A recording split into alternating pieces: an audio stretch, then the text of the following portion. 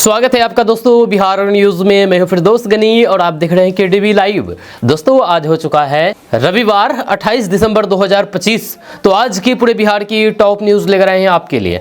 Video शुरू करने से पहले आपसे एक रिक्वेस्ट है कि अगर आप पहली बार इस चैनल पर आए हैं तो चैनल को सब्सक्राइब करके बेल आइकन को प्रेस कर दीजिए और साथ ही साथ वीडियो को लाइक कर दीजिए, अपने दोस्तों के साथ शेयर भी कीजिए। तो चलिए चलते हैं आज की खबरों की ओर।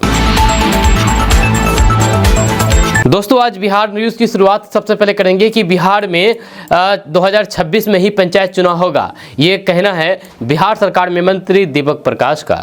जब बिहार सरकार में पंचायती राज मंत्री दीपक प्रकाश ने बताया कि आगामी 2026 में राज्य में यानी कि बिहार में पंचायत के चुनाव होंगे। चुनाव के संबंध में हमारी तरफ से पूरी रूपरेखा निर्धारित की जा चुकी है, जिसके आधार पर मौजूदा समय में सभी कदम उठाए जा रहे हैं। जी हाँ, उन्होंने कहा कि इस चुनाव में आरक्षण के रोस्टर के पूरे 10 साल पूरे हो चुके हैं। 2026 में आरक्षण का नया रोस्टर लागू किया जाएगा।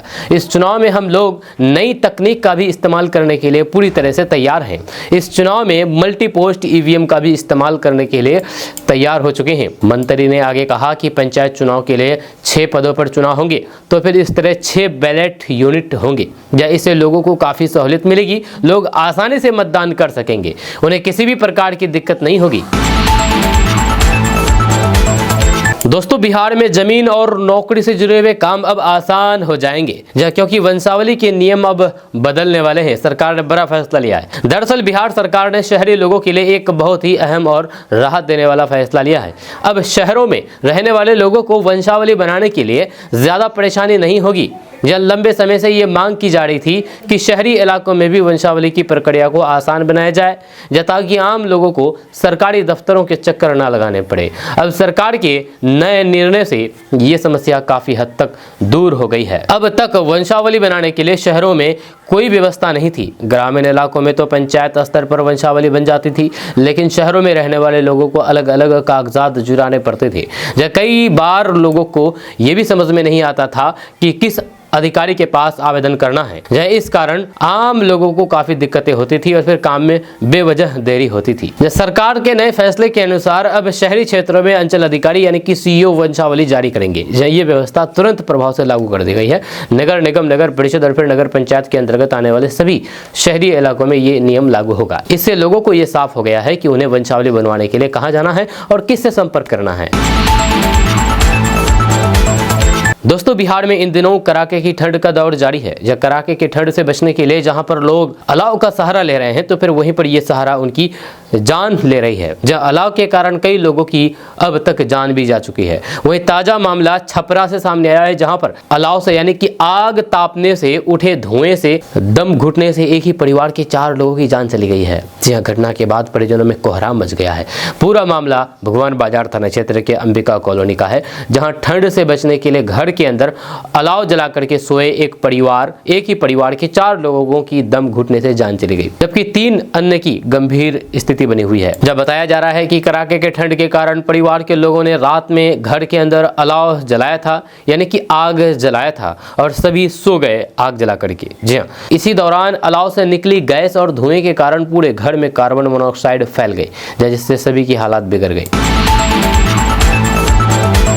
दोस्तों राजगीर और गया के बाद अब एक और जिला सैलानियों की भीड़ खींच रहा है। जब बिहार में नववर्ष यानी कि नए साल के जश्न के लिए अब बिहार वासियों की पहली पसंद खुद बिहार बनता जा रहा है। जब छुट्टियां मनाने के लिए दूसरे राज्यों या फिर शहरों की बजाय लोग अब बिहार की प्रमुख पर्यटन स्थलों की ओर रुख कर रहे हैं।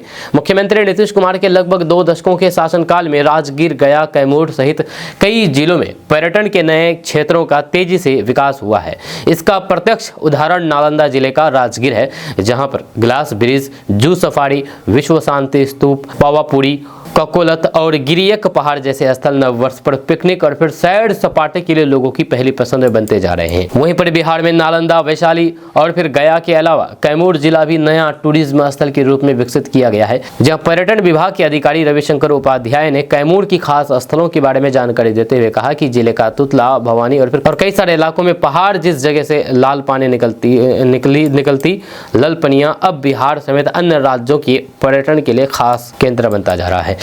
जानकारी के अनुसार आपको बता दूं कि राजधानी पटना में भी पर्यटन, वाटर स्पोर्ट और फिर डबल डेकर बस का आनंद उठा सकते हैं।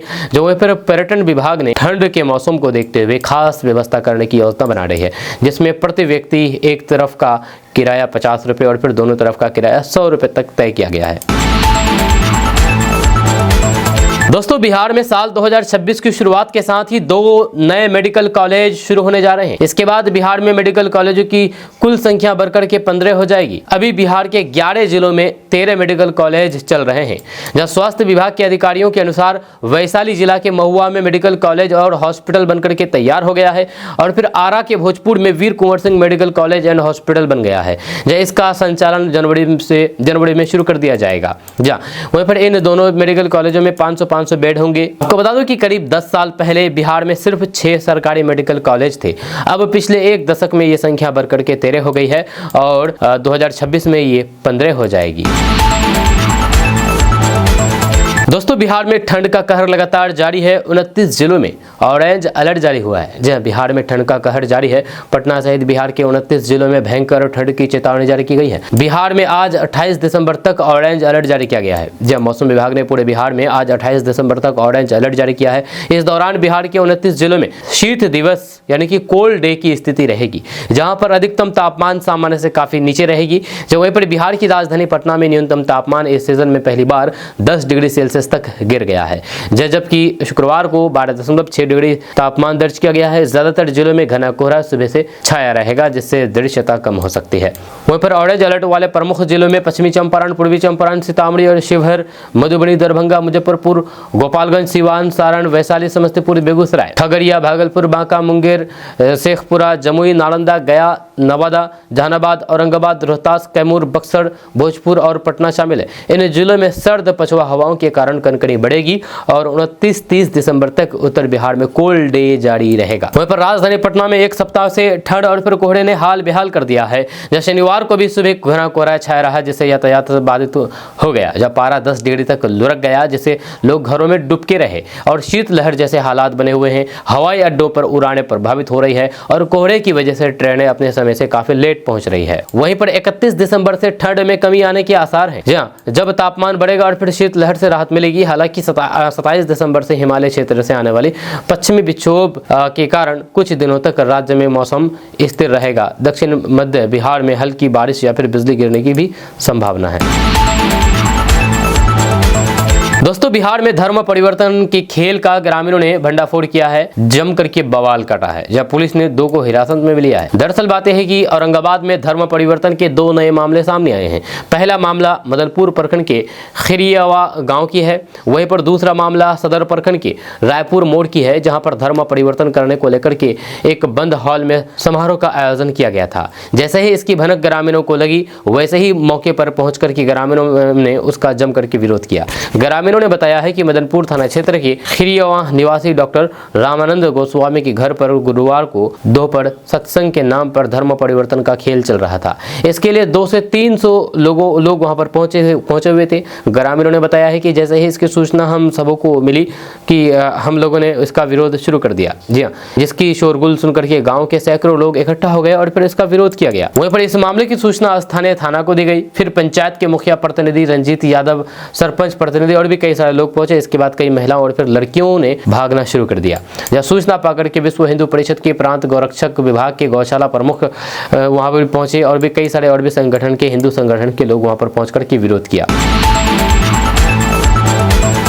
दोस्तों, बिहार में मुफ्त बिजली के बाद साइबर ठगी की घटना बढ़ गई है। विभाग ने इसके लिए टोल फ्री नंबर जारी किया गया है। दरअसल बातें हैं कि बिहार में 125 यूनिट मुफ्त बिजली सुविधा लागू होने के बाद से बिजली उपभोक्ताओं को फर्जी कॉल, मैसेज और फिर ऐप के माध्यम से ठगी का सामना करना पड़ रहा है।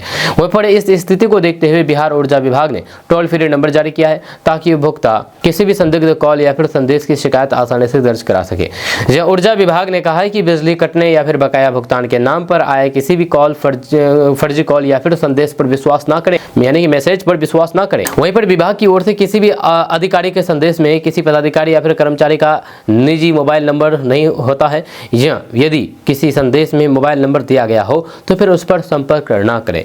बिजली कटने से संबंधित अधिकारी संदेशों से हमेशा उपभोक्ता खाता संख्या और फिर बकाया राशि का विवरण रहता है, जबकि बिजली कटने का समय कभी नहीं लिखा जाता है।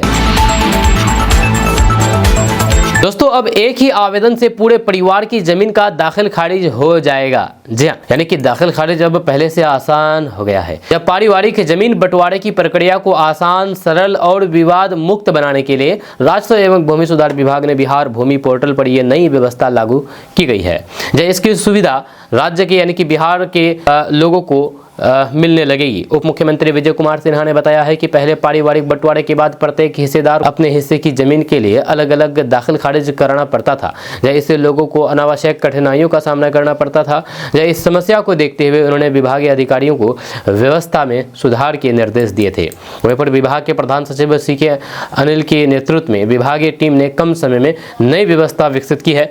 इसे अब बिहार भूमि पोर्टल के दाखिल खारिज सेवा के तहत लागू कर दिया गया है। इससे आम को काफी सहूलियत होगी। या अगर आवेदन के दौरान किसी प्रकार की तकनीकी समस्या आती है तो फिर नागरिक toll free number, helpline number 180034 उसके बाद 56215 पर कॉल करके जानकारी और फिर सहायता प्राप्त कर सकेंगे। ये नई सुविधा बिहार भूमि पोर्टल पर उपलब्ध दाखिल खारिज सेवा के अंतर्गत लागू की जा रही है। दोस्तों, अब बिहार के उप मुख्यमंत्री सम्राट चौधरी तेज प्रताप यादव के रक्षक बनेंगे। जी हां, दरअसल लालू के लाल को जान से मार देने की धमकी के बाद गृह मंत्री ने बड़ा ऐलान कर दिया है। आपको बता दूं कि जनशक्ति जनता दल यानी कि JJD के अध्यक्ष और बिहार के पूर्व मंत्री तेज प्रताप यादव ने अपनी ही पार्टी से निष्कासित नेशनल प्रवक्ता संतोष रेणु यादव के खिलाफ जान से मार देने की धमकी देने का आरोप लगाते हुए पुलिस में शिकायत दर्ज कराई है। मामले को लेकर के तेज प्रताप यादव ने राज्य के उप मुख्यमंत्री एवं गृह मंत्री सम्राट चौधरी को पत्र लेकर के अपनी सुरक्षा बढ़ाने की मांग की गई है। वहीं पर गृह मंत्री सम्राट चौधरी ने शनिवार को इस मामले की पुष्टि करते हुए कहा कि उन्हें तेज प्रताप यादव का पत्र प्राप्त हुआ है और मामले की जांच कराई जा रही है। वहीं पर सचिवालय थाना के थानाध्यक्ष गौतम कुमार ने बताया है कि तेज प्रताप यादव की शिकायत के आधार पर प्राथमिकी दर्ज कर ली गई है और पुलिस मामले की जांच में जुटी है। तेज प्रताप यादव ने अपनी शिकायत में बताया है कि संतोष रेणु यादव को पार्टी की राष्ट्रीय प्रवक्ता बनाया गया था, लेकिन बाद में वे पार्टी की विचारधारा के विरुद्ध गतिविधियों में शामिल हो गई। जहां आरोप है कि उन्होंने पार्टी कार्यकर्ताओं और फिर अन्य लोगों से नौकरी और अन्य लाभ दिलाने के नाम पर धन की वसूली की है। इन आरोपों के बाद 14 दिसंबर को पार्टी ने उन्हें संगठन से बाहर कर दिया। वहीं पर तेज प्रताप यादव का आरोप है कि पार्टी से निकाले जाने के बाद संतोष रेणु यादव ने सोशल मीडिया के जरिए उन्हें गालियां देने शुरू कर दी और फिर जान से मार देने की धमकी भी दी। उन्होंने दावा किया है कि इस संबंध में कई बार संपर्क करने का प्रयास किया गया, लेकिन रेणु कोई भी संपर्क नहीं हो पाया। दोस्तों, 1 जनवरी से अब आम आदमी की जेब पर असर डालने शुरू हो जाएंगे। जहां 9 बड़े बदलाव हो रहे हैं, जिसमें LPG से कार प्राइस तक बदलाव होंगे। जी हाँ, दरअसल बात है कि साल 2025 धीरे धीरे खत्म हो रहा है और 1 जनवरी 2026 की शुरुआत होगी। नए साल की शुरुआत के साथ ही कई बड़े आर्थिक नियम बदल रहे हैं जो सीधे आपकी फाइनेंस पर असर डालते हैं। जब वहीं पर LPG गैस की कीमतों से लेकर के पैन, आधार और फिर एक नए पे कमीशन तक 1 जनवरी से कई नियम बदल रहे हैं। आइए इन नियमों के बारे में विस्तार से जानते हैं कि इससे आपकी ज़िंदगी पर कैसे असर डालेंगे। तो पहला बदलाव, पैन आधार लिंकिंग। जी हाँ, आधार कार्ड और फिर पैन को लिंक करने की डेडलाइन दिसंबर में खत्म हो रही है। अगर इन्हें लिंक नहीं किया गया तो फिर ये 1 जनवरी से इनएक्टिव हो जाएंगे और फिर आप ITR, रिफंड, रसीद और बैंकिंग सुविधा का फायदा नहीं उठा पाएंगे। इसके अलावा एक इनएक्टिव पैन कार्ड आपको कई सरकारी योजनाओं का फायदा मिलने से भी रोक सकता है। वहीं पर दूसरा बदलाव यह है कि सख्त UPI, सिम और मैसेजिंग नियम, बैंक UPI और फिर डिजिटल पेमेंट के नियमों को सख्त किया जा रहा है। जहाँ वहीं पर धोखाधड़ी को रोकने के लिए सिम वेरिफिकेशन के नियमों को भी सख्त किया जा रहा है। ये व्हाट्सएप, टेलीग्राम और फिर सिग्नल जैसे ऐप्स के जरिए होने वाली धोखाधड़ी को कम करने के लिए है। वहीं पर तीसरा बदलाव, FD स्कीम और फिर loan. State bank of India, Punjab national bank और फिर HDFC बैंक जैसे बैंकों ने लोन की ब्याज दरें कम कर दी है, जो 1 जनवरी से लागू होगी। इसी तरह से नई फिक्स्ड डिपॉजिट ब्याज दरें भी जनवरी से लागू होगी। यह आपके इन्वेस्टमेंट पर असर डाल सकता है। चौथा बदलाव है LPG सिलेंडर की कीमत कीमतें, जहां एलपीजी गैस सिलेंडर की कीमतें हर महीने बदलती है। 1 जनवरी से एलपीजी की कीमतों में कमी या फिर बढ़ोतरी हो सकती है, जो आपके बजट पर असर डाल सकती है। जहां 1 दिसंबर को कमर्शियल गैस सिलेंडर की कीमत में भी 10 रुपए की कमी की गई थी। अब 1 जनवरी को भी इस तरह की कमी या फिर बढ़ोतरी की उम्मीद जताई जा रही है। 5वां बदलाव है सीएनजी, पीएनजी और एटीएफ। जहां तेल कंपनियां एलपीजी के साथ साथ हर महीने सीएनजी, पीएनजी और एटीएफ की कीमतें बदलती है। 1 जनवरी से एलपीजी, सीएनजी, पीएनजी और जेट फ्यूल की कीमतों में बदलाव हो सकता है। एटीएफ, जिसे जेट फ्यूल भी कहा जाता है, एक हाई स्पीड फ्यूल है। इसकी कीमतें घरेलू और फिर अंतर्राष्ट्रीय बाजारों के लिए अलग अलग तय की जाती है। जहां 6वां बदलाव है नया टैक्स कानून, नया इनकम टैक्स एक्ट 2025। 1 जनवरी 2026 से पूरी तरीके से लागू नहीं होगी, लेकिन सरकार जनवरी तक नए आईटीआर फॉर्म और फिर नियमों को नोटिफाई कर देगी, जो 1 अप्रैल 2026 से यानी कि फाइनेंशियल ईयर 2026-27 से लागू होंगे। ये पूरा पुराने टैक्स कानून, इनकम टैक्स एक्ट 1961 के तहत जगह लेगा। वहाँ पर एक और नियम है गाड़ियों की कीमतों में बढ़ोतरी। 1 जनवरी 2026 से भारत में कई बड़ी ऑटोमोबाइल कंपनियां अपनी गाड़ियों की कीमतें बढ़ाने जा रही है। जहां Nissan, BMW, JSW, MG motor, उसके बाद रेनॉल्ट और फिर एथर एनर्जी ने कीमतों में 3000 रुपए से लेकर के 3% तक की बढ़ोतरी की घोषणा की है। वहीं पर टाटा मोटर्स और होंडा जैसी कंपनियों ने भी कीमतों में बढ़ोतरी के संकेत दिए हैं। दोस्तों, बिहार विधानसभा चुनाव के बाद राष्ट्रीय लोक मोर्चा के मुखिया उपेंद्र कुशवाहा की 20 उंगलियां घी में दिखाई दे रही थी। जब 1 एमएलसी पद और राज्यसभा की सीट उन्होंने सीट बंटवारे की शर्त में ही जीत ली थी। इसके बाद चुनाव में प्रदर्शन के दम पर एक मंत्री पद हासिल करते हुए बेटे को नीतीश कैबिनेट में मंत्री बनवा दिया। जब उपेंद्र कुशवाहा ने जब ये फैसला लिया तो फिर बिहार के सियासी गलियारों में उन्हें राजनीति के सबसे बड़े खिलाड़ी का तमगा मिल गया। लेकिन अब उनका यही दांव उल्टा पड़ता नजर आ रहा है। जी हां, 2 दिन पहले हुए भोज में पार्टी के 4 में से 3 विधायक नहीं पहुंचे। यह चौथी विधायक खुद उनकी पत्नी है, स्नेहलता कुशवाहा है। वहीं पर विधायकों के भोज में न पहुंचने के बाद राज्य में सियासी हरकत मच गया। यह चर्चा चली कि आरएलएम के एमएलए बीजेपी के संपर्क में हैं, जब उपेंद्र कुशवाहा की पार्टी टूटने की कगार पर है। लेकिन इसके अगले ही दिन उपेंद्र कुशवाहा मैदान में आए और फिर दावा किया है कि कोई भी विधायक नाराज नहीं है और पार्टी में सब ठीक ठाक चल रहा है। उपेंद्र कुशवाहा का यह दावा बरसाती बुलबुला निकला, क्योंकि शनिवार को पार्टी के विधायक और उपेंद्र कुशवाहा के पुराने सहयोगी रामेश्वर महतो ने खुल करके बोलना शुरू कर दिया। जहां महतो ने दीपक प्रकाश को मंत्री बनाए जाने को उपेंद्र कुशवाहा का आत्मघाती कदम बताया है। उन्होंने राष्ट्रीय अध्यक्ष से इस फैसले पर फिर से विचार करने की मांग की है। नेतृत्व के निर्णय से नाराजगी के सवाल पर कहा कि नाराज होना उनका अधिकार है। जहां उन्होंने कहा कि हमारे नेता परिवारवाद का विरोध करते थे, लेकिन एक झटके में पूरे परिवार को सेट कर लिया। ऐसे में वे अब ये सोच ले कि पार्टी बचाएंगे या फिर परिवार। सरकार गठन के बाद आरएलएम के किसी विधायक ने पहली बार जुबान खोली है, लेकिन महतो ने कहा कि 12 दिसंबर को भी उन्होंने सोशल मीडिया पोस्ट के माध्यम से अपनी भावनाओं से अवगत कराया था। 25 दिसंबर को महतो अपनी सुप्रीमो की लिट्टी चोखा पार्टी से दूर रहे और फिर दिल्ली में बीजेपी के कार्यकारी राष्ट्रीय अध्यक्ष नितिन नवीन के साथ दिखे थे। आपको बता दो कि उपेंद्र कुशवाहा की पत्नी स्नेहलता देवी के अलावा पार्टी के 3 विधायक आनंद माधव, रामेश्वर महतो और फिर आलोक सिंह चुनाव जीते थे। लेकिन 20 नवंबर को जब मंत्री बनने की बात आई तो उपेंद्र कुशवाहा ने अपने बेटे दीपक प्रकाश को आगे कर दिया, जिन्होंने चुनाव भी नहीं लड़ा था। उपेंद्र कुशवाहा के इस फैसले के बाद से पार्टी में बगावती आग सुलग रही है। दोस्तों, बिहार में 24,492 सरकारी नौकरियों का सुनहरा मौका आया है। जहां इंटर पास युवाओं के लिए ये बम्पर भर्ती है, वे आवेदन कर सकते हैं। अगर आप बिहार के हैं तो आपके लिए अच्छी खबर है।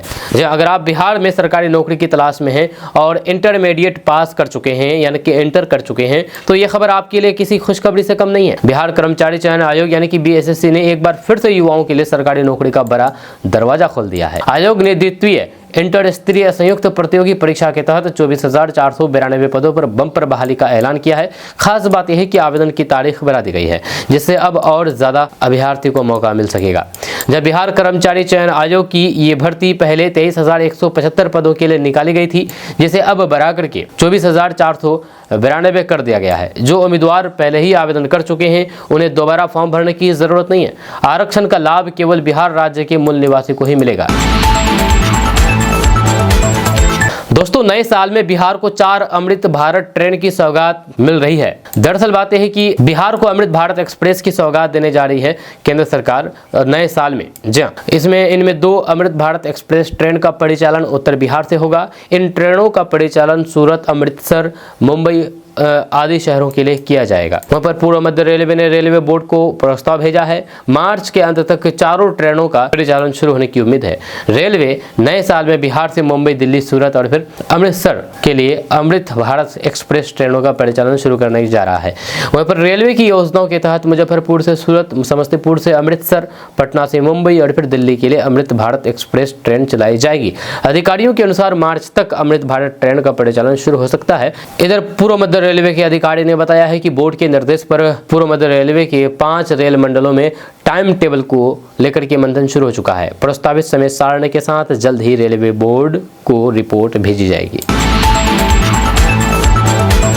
दोस्तों बिहार के उभरते खिलाड़ियों को बड़ा तोहफा दिया जा रहा है। जहां 1 जनवरी से सक्षम और फिर प्रेरणा योजना का पोर्टल खुलने जा रहा है।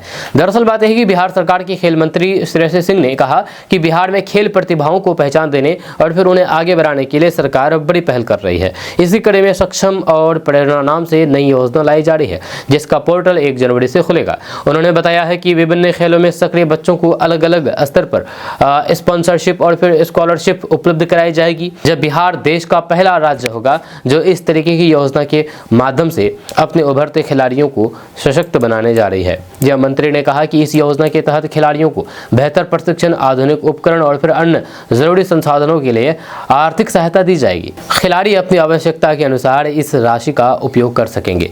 उन्होंने कहा कि बिहार में ओलंपिक स्तर की प्रतियोगिताओं के लिए खेल इंफ्रास्ट्रक्चर विकसित की जा रही है। भागलपुर में बैडमिंटन की बड़ी एकेडमी का निर्माण किया जा रहा है, जब वहीं पर बांका के ओरनी डैम पर वाटर स्पोर्ट एकेडमी स्थापित की जाएगी, जिसे अंतर्राष्ट्रीय मानकों के अनुरूप तैयार किया जाएगा।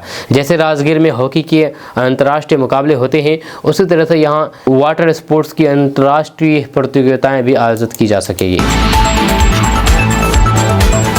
दोस्तों इलाज के लिए बिहार सरकार 5 लाख रुपए तक की योजना फ्री दे रही है। दरअसल बातें हैं कि गंभीर बीमारी के इलाज में आर्थिक तंगी अब बाधा नहीं बनेगी। बिहार सरकार की मुख्यमंत्री चिकित्सा सहायता कोष योजना के तहत आर्थिक रूप से कमजोर परिवारों को गंभीर और लाइलाज बीमारियों के इलाज के लिए 20,000 से लेकर के 5 लाख रुपए तक की वित्तीय सहायता दी जाती है। इस योजना का उद्देश्य यह सुनिश्चित करना है कि पैसों की कमी के कारण किसी जरूरतमंद का इलाज न रुके। इस योजना के तहत सरकार इलाज की राशि सीधे अस्पताल को देती है, जिससे मरीज और फिर उसके परिवार पर आर्थिक बोझ नहीं पड़ता है। जहां सरकार ने 14 प्रमुख असाध्य बीमारियों को योजना में शामिल किया है। इनमें है कैंसर, हृदय रोग, kidney transplant, bone marrow transplant, घुटना और फिर कुल्हा रिप्लेसमेंट, मस्तिष्क से जुड़ी हुई बीमारी, उसके बाद एड्स, हेपेटाइटिस, एसिड अटैक पीड़ितों का इलाज, ट्रांसजेंडर सर्जरी, उसके बाद कोक्लियर इम्प्लांट, विशेष परिस्थितियों में अन्य गंभीर बीमारियों के लिए भी सहायता दी जाती है। सवाल है कि आखिर इस योजना का लाभ कौन ले सकता है? तो इस योजना का लाभ वही लोग ले सकते हैं जो बिहार के अस्थायी निवासी हो, जिसकी पारिवारिक वार्षिक आय 2.5 लाख रुपए या फिर उससे कम हो। वहीं पर बीपीएल श्रेणी के परिवार को प्राथमिकता दी जाती है। अब सवाल है कि कितनी राशि मिलती है? तो बीमारी की गंभीरता का और फिर इलाज के खर्च के अनुसार सहायता तय होती है। सामान्य मामलों में 20,000 रुपए से 1 लाख रुपए तक हृदय रोग के इलाज के लिए लगभग 1 लाख, कैंसर, किडनी ट्रांसप्लांट जैसे गंभीर बीमारियों में 3 लाख से 5 लाख रुपए। दोस्तों बांग्लादेश में अल्पसंख्यक हिंदुओं पर हमले के खिलाफ कोलकाता स्थित उच्च आयोग के सामने विरोध प्रदर्शन जारी है। जहां भाजपा नेता शुभेंदु अधिकारी ने हमले को तत्काल रोकने की चेतावनी दी है, वरना वे 5 लाख गंगा सागर यात्रियों को साथ वापस लौटेंगे। जब पश्चिम बंगाल विधानसभा में विपक्ष के नेता ने 5 सदस्यीय प्रतिनिधिमंडल के हिस्से के रूप में उच्च आयोग के अधिकारियों से मुलाकात की है। उन्होंने दावा किया है कि अधिकारियों के पास उनके अधिकांश सवालों का कोई जवाब नहीं था। शुभेंदु अधिकारी ने कहा है कि मैंने उनसे पूछा है कि अगर पूर्व बांग्लादेशी प्रधानमंत्री शेख हसीना ने म्यांमार के रोहिंग्या मुसलमानों को कॉक्स बाजार में शरण दी क्योंकि वे मुस्लिम थे, तो फिर हिंदुओं को अंधाधुंध निशाना क्यों बनाया जा रहा है? अगर वे सोचते हैं कि उस देश में 2 करोड़ हिंदू लगातार निशाना बनेंगे और सीमा के इस पार 100 करोड़ हिंदू चुपचाप तमाशा देखते रहेंगे, तो फिर वे पूरी तरीके से गलत है। जब भाजपा नेता ने ममता बनर्जी सरकार पर पुलिस कार्रवाई को लेकर के तीखा प्रहार किया है, जो इस सप्ताह उच्च आयोग के सामने प्रदर्शन कर रहे लोगों पर की गई थी। उन्होंने कहा है कि सीमा के उस पार मोहम्मद यूनुस की पुलिस और फिर वहां यहाँ पर ममता बनर्जी की पुलिस में कोई फर्क नहीं है। दोनों अपने आकाओं की अंधी सेवा करती है। वे 23 दिसंबर को हिंदू संगठन के 19 समर्थकों पर लाठीचार्ज और गिरफ्तारी का जिक्र कर रहे थे, जिन्होंने बैरिकेडिंग तोड़ करके और मिशन परिसर पर छापा मारने की कोशिश की थी। दोस्तों, राष्ट्रीय लोक मोर्चा के सुप्रीमो उपेंद्र कुशवाहा इन दिनों सियासी इलाकों में लगातार चर्चा का विषय बने हुए हैं। वजह है उनकी पार्टी के भीतर उभरी असंतोष की आवाजें और विधायकों के बदले तेवर। ताजा घटनाक्रमों ने बिहार की राजनीति में हलचल मचा दी है, जहां पर पार्टी के कई विधायक नेतृत्व से नाराज नजर आ रहे हैं। मधुबनी से विधायक माधव आनंद ने खुलकर के उपेंद्र कुशवाहा के फैसले पर सवाल खड़े किए हैं और यहां तक कह दिया है कि उन्होंने आत्मघाती कदम उठा लिया है। यह दरअसल लोकसभा के शीतकालीन सत्र के समापन होने के बाद उपेंद्र कुशवाहा ने पटना स्थित अपनी सरकारी आवास पर एक अनौपचारिक लिट्टी पार्टी का आयोजन किया था। जब इस आयोजन में पार्टी के 3 विधायकों को आमंत्रित किया गया था। जब सभी विधायक उस समय पटना में ही मौजूद थे, लेकिन कार्यक्रम में शामिल होने के से कुछ घंटे पहले ही विधायक माधव आनंद, रामेश्वर महतो और फिर आलोक सिंह अचानक दिल्ली के लिए रवाना हो गए। दिल्ली पहुंच करके इन विधायकों ने बीजेपी के राष्ट्रीय कार्यकारी अध्यक्ष नितिन नवीन से मुलाकात की। इस मुलाकात के बाद से ही राजनीतिक गलियारों में अटकलें तेज हो गई है कि पार्टी के भीतर सब कुछ ठीक नहीं चल रहा है। किशनगंज वासियों के लिए सावधान रहने की खबर है, क्योंकि नेपाल भारत बॉर्डर पर सुरक्षा एजेंसियां लगातार सख्त निगरानी कर रहे हैं। और इसी बीच एक बड़ी घटना सामने आई है। ठाकुरगंज प्रखंड के गलगलिया सीमा क्षेत्र के पास नेपाल भारत अंतर्राष्ट्रीय सीमा पर एक अमेरिकी नागरिक पकड़ा गया है, जो वीजा की अवधि समाप्त होने के बावजूद भारत में घुसने की कोशिश कर रहा था। जहां नेपाल की सशस्त्र पुलिस ने समय रहते उसे हिरासत में लिया और आगे की कार्रवाई के लिए इमिग्रेशन कार्यालय भेज दिया। जहां घटना झापा जिले के इंद्रपुर नगर पालिका वार्ड नंबर 7 स्थित मेची पुल के पास हुई है, जो दोनों देशों के बीच सबसे व्यस्त सीमा बिंदुओं में से एक है। जब यहाँ से रोजाना हजारों लोगों की आवाजाही होती है, इसलिए सुरक्षा बल हमेशा से हाई अलर्ट पर रहते हैं।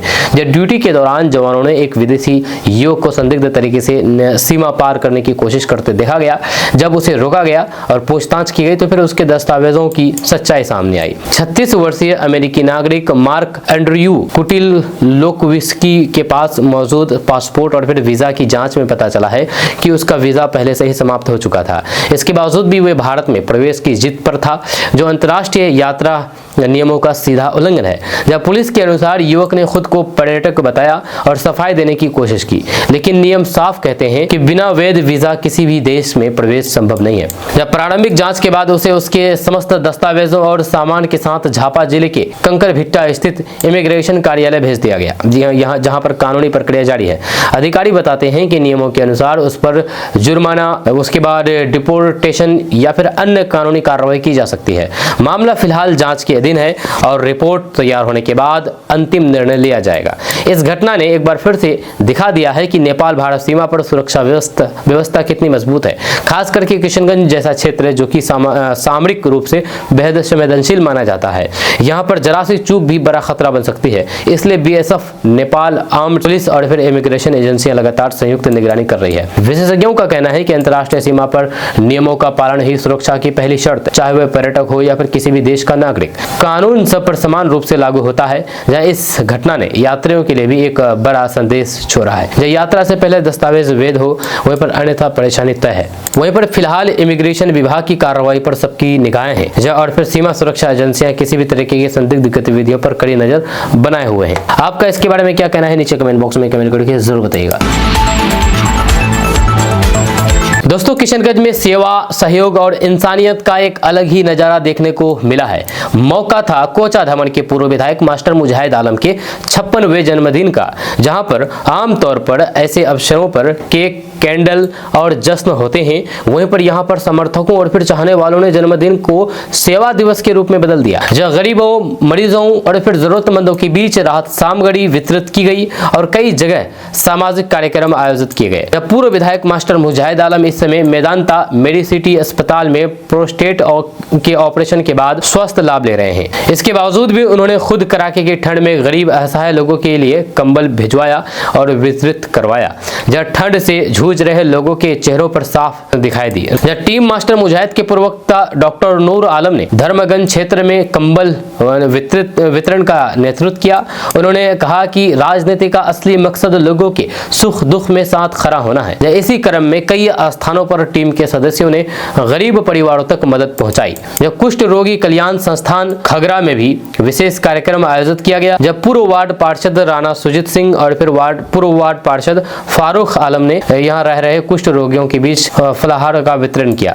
जिन लोगों को समाज अक्सर भुला देता है, उनके बीच ये छोटा सा प्रयास उनके लिए बड़ी खुशी लेकर के आया है। जहाँ इसी तरह सदर अस्पताल किशनगंज में भर्ती मरीजों के बीच फल, जूस और फिर अन्य जरूरी सामान टीम मास्टर मुजाहिद के प्रवक्ता नूर आलम के द्वारा बांटे गए। टीम मास्टर मुजाहिद आलम के प्रवक्ता डॉक्टर नूर आलम ने मरीजों का हालचाल पूछा और उनके परिजनों को भी हिम्मत बढ़ाई। वहाँ पर स्वास्थ्य कर्मियों ने भी इस पहल की सराहना की है। जब बच्चों को भी नहीं भूला गया, मदरसों और फिर स्कूलों में पढ़ने वाले छोटे छोटे बच्चों के बीच कॉपी, कलम, मिठाई और फिर केक का वितरण किया गया।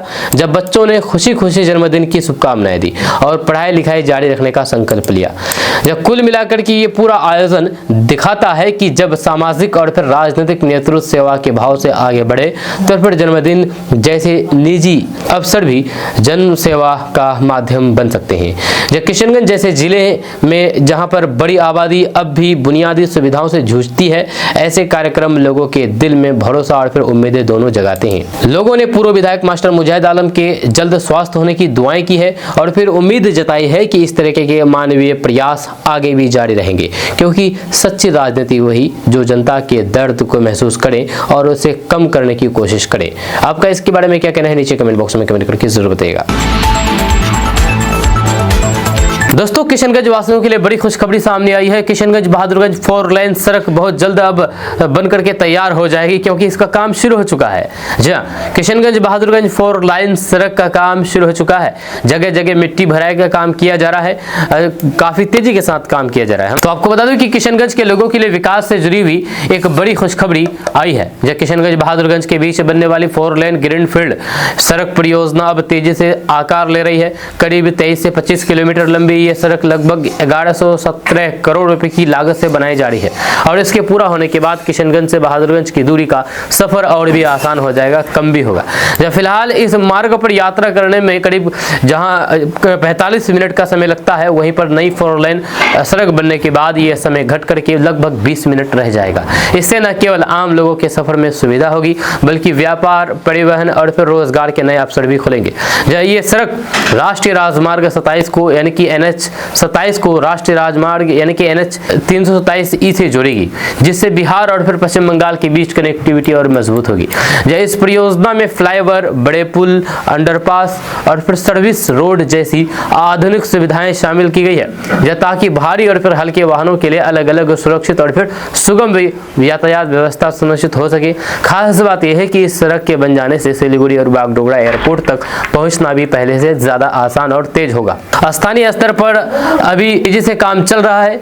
जगह जगह मिट्टी भराई, लेवलिंग और बेस तैयार करने का कार्य जारी है। अधिकारियों का दावा है कि काम की रफ्तार संतोषजनक है और आने वाले समय में इस परियोजना का स्वरूप साफ दिखाई देने लगेगा। विशेषज्ञों का मानना है कि यह सड़क सीमांचल क्षेत्र की आर्थिक रफ्तार बढ़ाने में बड़ी भूमिका निभाएगी। इससे कृषि उत्पादों की आपूर्ति, छोटे बड़े व्यापार, बाजारों तक पहुंच और फिर रोजमर्रा के यातायात सब पर सकारात्मक असर पड़ेगा। कुल मिलाकर के कहा जा सकता है कि किशनगंज बहादुरगंज 4 लेन परियोजना सिर्फ एक सड़क नहीं, बल्कि विकास, रोजगार और फिर बेहतर कनेक्टिविटी की नई शुरुआत है। आने वाले समय में इसका लाभ सीधे आम लोगों की जिंदगी में दिखाई देगा।